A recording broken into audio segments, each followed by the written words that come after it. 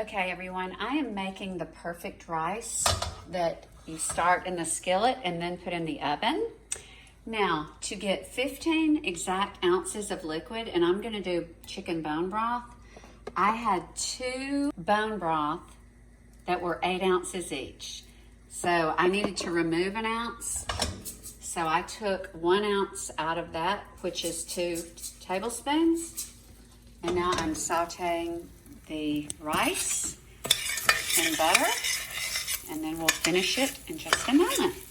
Okay, I sauteed the rice. Now I've added the broth. I'm gonna bring it to a boil, cover with the lid, and put in the oven. Okay, I brought the rice to a boil in the broth, put it in a 425 oven, 16 minutes, and I'll pull it.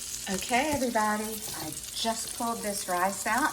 Be careful and don't forget that this has been in the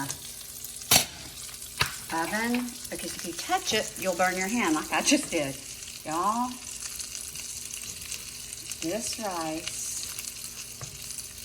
is so fluffy and so perfect. It's not dry or gummy.